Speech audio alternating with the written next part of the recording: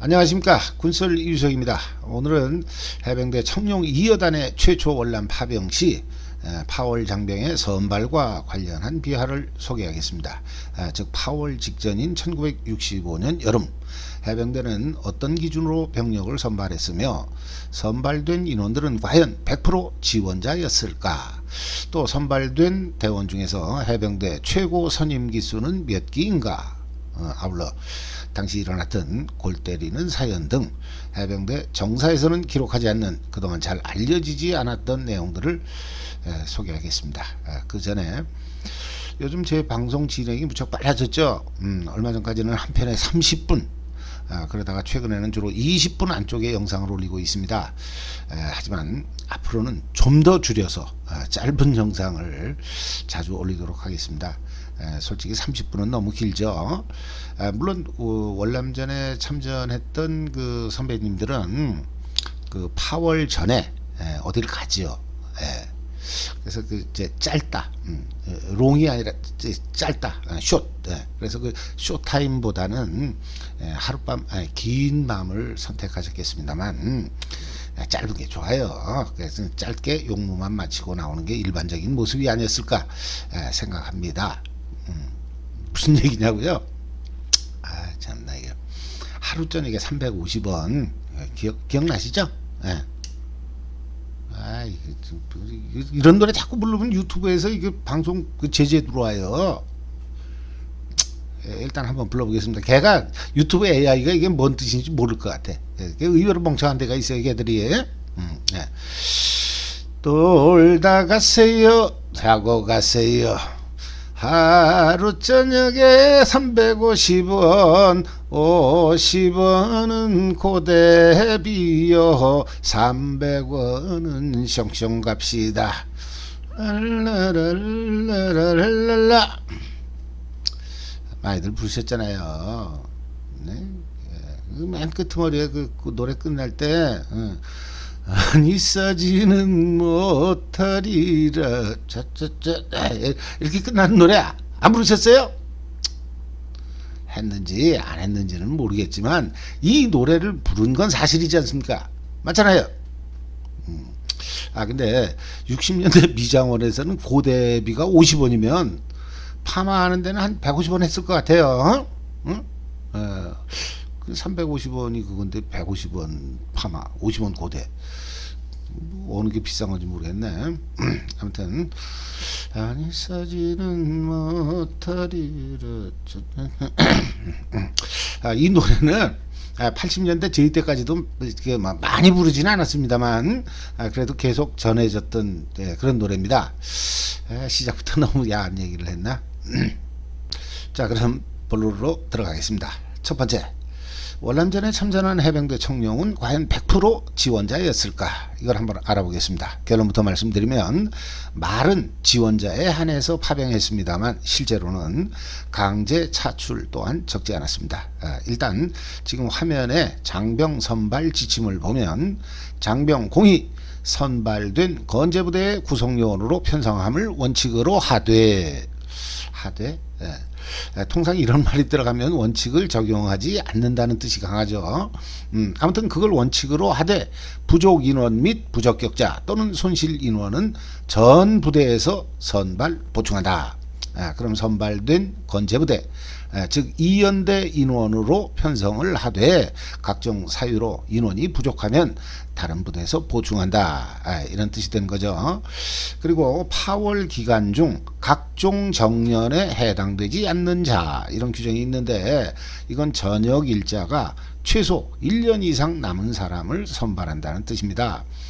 그러니까 전역 날짜가 11개월만 남았어도 안 보냈다, 이 뜻이 되는 거죠. 물론 예외 규정으로 보시는 바와 같이 전역 일자가 1년 미만일지라도 3개월 이상 남은 사람, 그 본인이 월남전 참전을 목적으로 장기 복무를 희망하는 경우에 한해서는 선발할 수 있었습니다. 하지만 말년에 월남 가는 것도 억울한데 의무 복무 기간까지 늘어난다? 그럼 이런 지원자는 거의 없다고 봐야죠. 근데 실제로 그걸 잘 알면서 지원하신 경우도 분명히 있었습니다.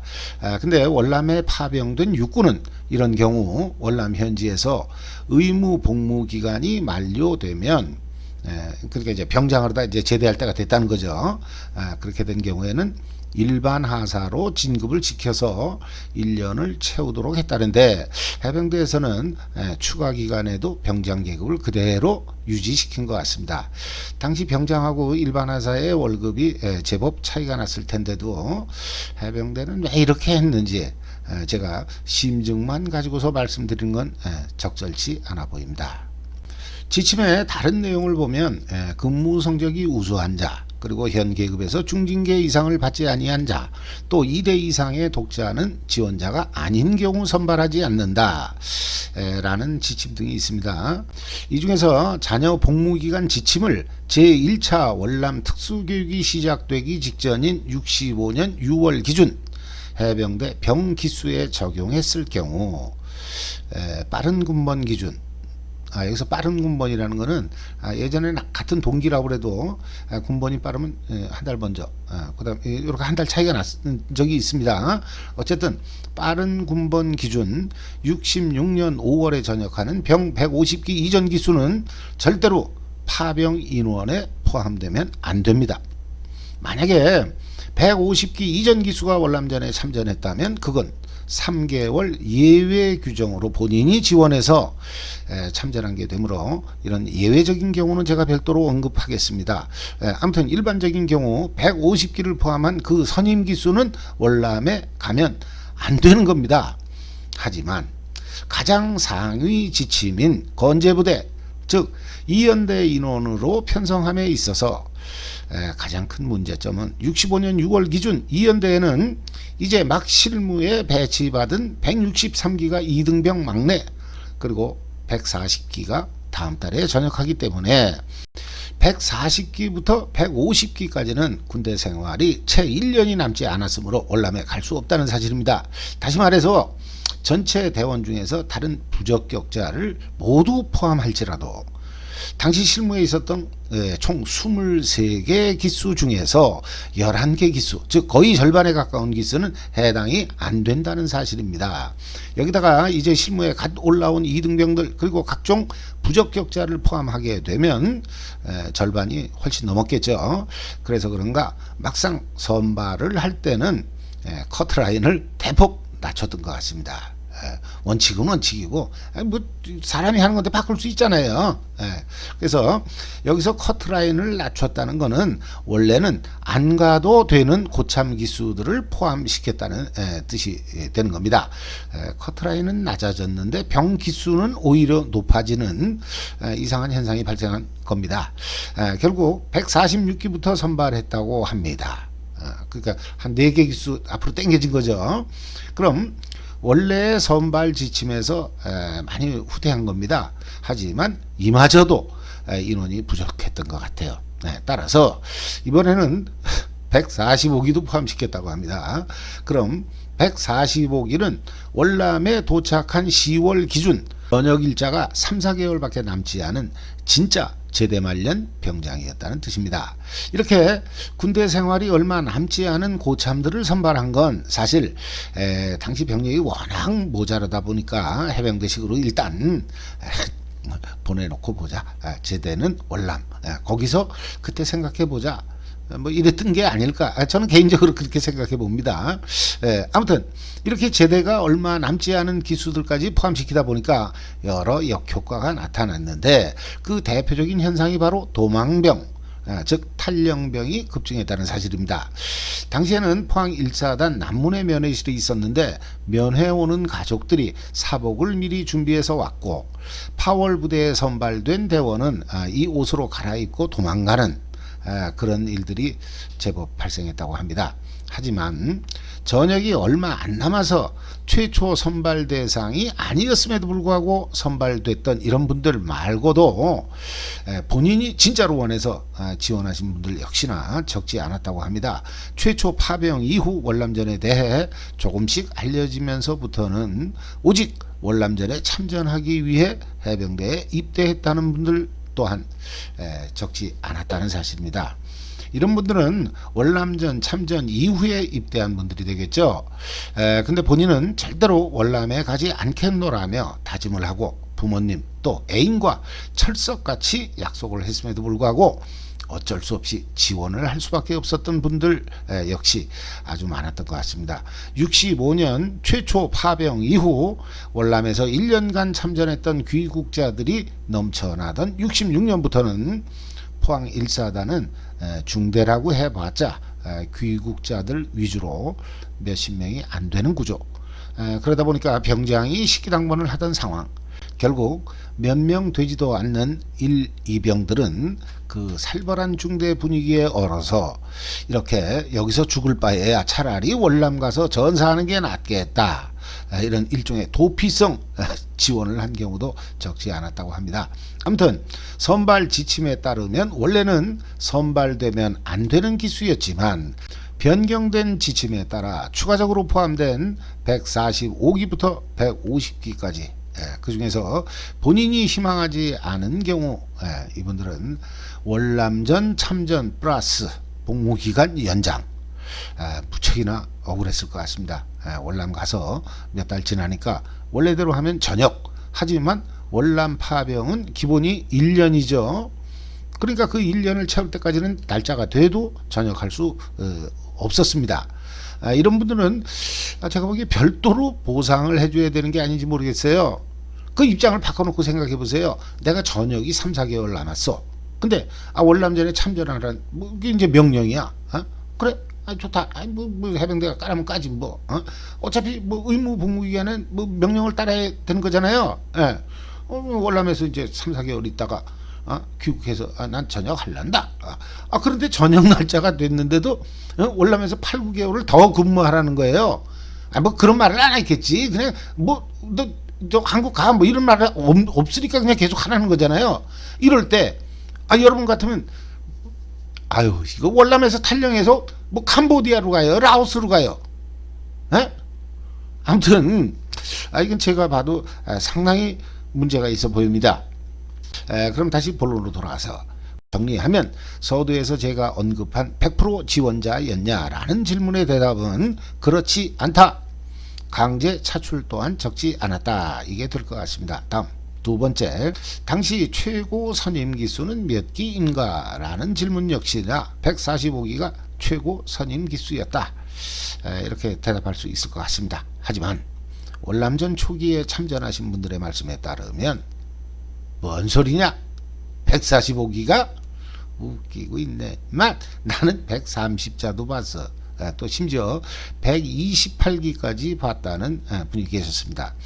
여기서 128기라면 62년 4월에 입대하신 분들인데 당시에 의무 복무기간 30개월을 적용하면 64년 9월, 즉 최초 청룡부대가 월남으로 파병되기 1년 전에 이미 전역하신 기수입니다. 그럼 128기는 어떻게 해서 전역 후 13개월이 지났을 1965년 10월에 월남 땅을 밟게 되었을까요? 월남에 가기 위해 재입대했다? 제가 알기로는 병으로 전역한 후 월남에 가기 위해 하사로 다시 입대했다는 분은 들어봤어도 병으로 다시 입대했다는 분은 아직 들어보지 못했습니다. 128기 이분은 사고자, 즉 사고를 많이 쳐서 제때 전역을 못한 분입니다. 당시에는 이런 분들이 아주 많았던 것 같습니다. 그래서 그런가 가뜩이나 파병할 병력이 부족한 상황에서 기수 커트라인은 자꾸 낮아지는 상황, 그럼 기수가 올라가는 상황, 아까 말씀드렸죠. 이런 상황에서 전역 날짜가 늦어진 이런 사고자들은 아주 좋은 먹잇감, 표현이 좀 그렇습니다만 어쨌든 각 실무부대에서 문제사병이었던 이 사고자들이 상당수 파월 병력에 포함되었던 것 같습니다.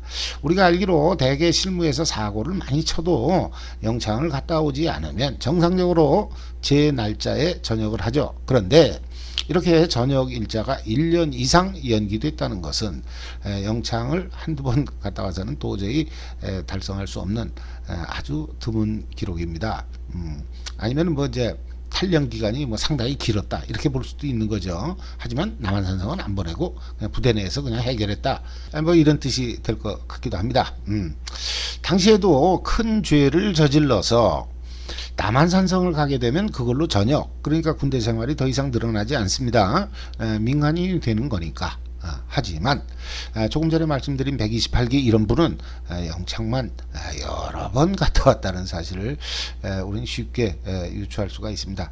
아무튼 월남 현지에서 사고자들을 아주 많이 접해봤다는 분의 말씀에 따르면 이런 120자 또 130자 사고자들은 거의가 도망병, 즉 탈영병 출신이었다고 합니다. 특이한 건 당시 이분들은 기수만 높았지 계급은 대부분 일병, 상병, 게다가 언제 제대 특명이 떨어질지 모르는 그런 암담한 군대 생활을 했다고 합니다. 즉 너는 한번 탈영했으니까 뭐 몇 달을 더 복무해라. 그러면 그때까지 꼭 참고 군대 생활을 했겠지만 도대체 이건 뭐 언제 제대하는 걸 모르니까 에라 모르겠다, 이 판사판 그냥 잡아다 놓으면 튀고 다시 잡아다 놓으면 또 튀고 뭐 이랬다는 겁니다. 뭐 그래서 이런 도망병들을 뭐 산토끼라고 불렀는지 모르겠습니다. 최종 정리하면 월남전 파병은 분명히 강제 차출이 있었다. 또 정상적인 기수로는 145기가 최고 선임 기수다. 하지만 사고자들 때문에 120자도 있었다. 이렇게 정리하겠습니다. 마지막으로 이렇게 1년 전에 전역했어야 할 선임이 일병이나 상병 계급장을 달고 있다. 그럼 기수로는 후임인 병장, 나는 그 사고자를 어떻게 불러야 했을까요? 정답은 아주 간단합니다. 해병대는 계급보다는 기수를 우선한다는 사실입니다. 계급이 낮다고 그냥 이름 부르고 뭐 맘먹으려고 했다가 맞춰 죽을 뻔한 해병들이 아주 많았다는 그런 얘기가 있습니다. 만약에 그런 게 이제 진짜로 그런 사건이 일어났으면 월남에서 이걸 뭐 전사로 봐야 되나? 계급은 나보다 낮은데 기수는 엄청 높아. 그 양반한테 맞아 죽었다면. 아무튼 그런 사람은 없어요. 아직까지 못 들어봤습니다. 그러고 보면 해병대는 계급 사회가 아니라 기수 사회인 것 같기도 합니다. 오늘은 월남전 최초 전투부대 파병 당시 해병대 최고 선임 기수는 몇 기이며 또 파월 병력은 어떤 기준으로 선발했는가 등을 알아봤습니다. 과정이야 어떻든 간에 월남전에 참전하신 선배님들의 희생에 진심으로 감사드리면서 전사하신 분들의 명복을 빌겠습니다. 이상으로 방송을 마치겠습니다. 감사합니다.